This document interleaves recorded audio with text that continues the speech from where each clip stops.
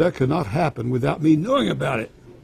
And the thing that first impressed me most was columns in 1957 by the late, great Westbrook Pegler, widely syndicated columnist. He wrote 2 lengthy columns about how approximately 100 leaders of international finance, heads of state, high public officials were meeting behind armed guards and closed doors on Jekyll Island, sealed off. What are these powerful internationalists doing? And why is it so secret? Why do they have armed guards outside? Why is it sealed off?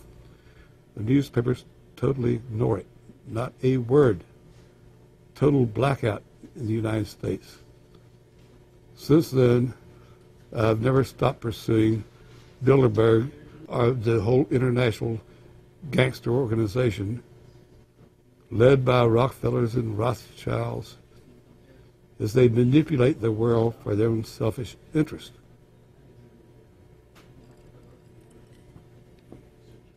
Jim, you've been waiting on the list. You normally get it on the first day. You haven't gotten it. We're told it might come in today. How important is that list? It's absolutely essential, although identifying people outside, as we always do, is important too, to find out who is not on their own list. In recent years, someone from Europe has sent a machine copy with a letterhead and so forth without identifying himself. So far, I haven't heard from him.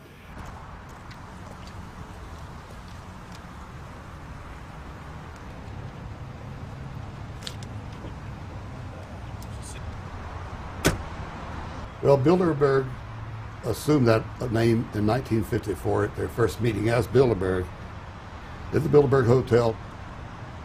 It's a little bit like Shakespeare's As You Like It. They say to Shakespeare, "What do you want to call this book?" And he says, "As You Like It," meaning whatever you want to call it.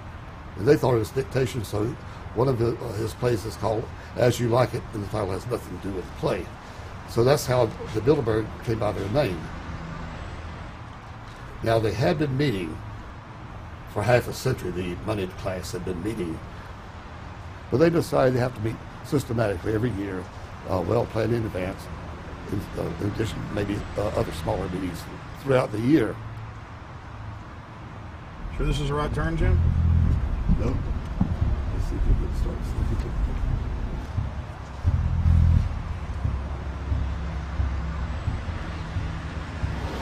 This is the global government. They are setting the world agenda. Inside right now, they're deciding on whether or not there will be a war with Iran. They're deciding whether or not taxes will increase, whether oil prices will be suppressed or increased. There's much more on the agenda that we'll be finding out in the fullness of time. But those are 3 items that are heavy on their list this year.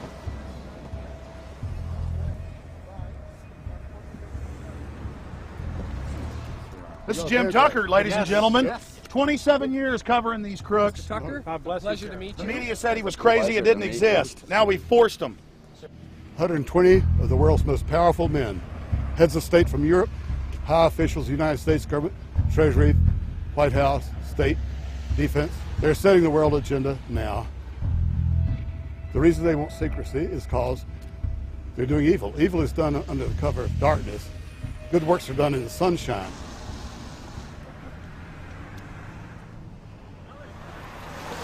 Hi, how you doing? Good. Get off the property, please.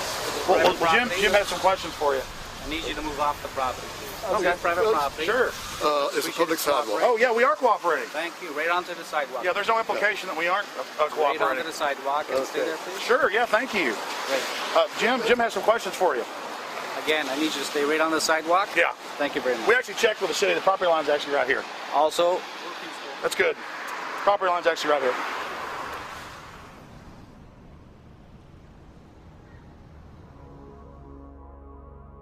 We are on the verge of a global transformation. All we need is the right major crisis, and the nations will accept the New World Order. David Rockefeller. We saw David Rockefeller and the Crown Black at the beyond the hotel, and they had no bodyguards. One of my friends shouted, "Hey, Rockefeller!" and he turned back and he was afraid. My name's Rene. I'm from Manitoba. Drove about 26 hours to get here, just to show my that I'm against the Bilderbergers, just to fight for my freedoms, fight for my rights, make sure that my children can grow up in a free country. My name is Daniel Estulen, and I've been doing this for the last 15 years. I'm from Canada. I'm very proud of my country because, as you can see, there are a lot of people covering the Bilderberg conference. Last year, it took me 14 and a half hours to get to Munich. I was pulled off the plane in Milan. I was pulled off the plane in Munich. They interrogated me 4 hours in both places. I was able to call a friend, a journalist in Rome, as a result of his presence and others. Calling the foreign ministry department in Italy, they backed off and they let me go. They basically told me that they're keeping an eye on me 24 hours of the day.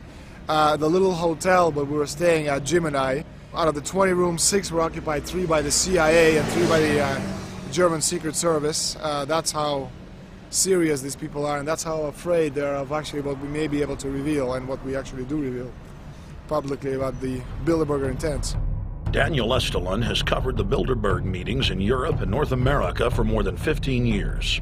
His book, Club Bilderberg, has been translated into more than 20 languages and is a global bestseller.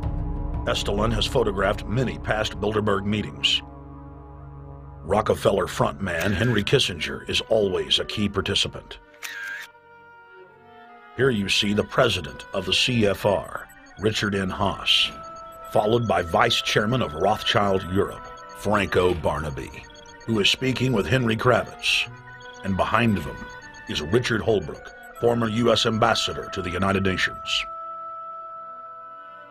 The head of Daimler Chrysler, Jürgen Erich Schrempp, arrives by helicopter. Here, the owner of the Washington Post, Donald Graham, escorts in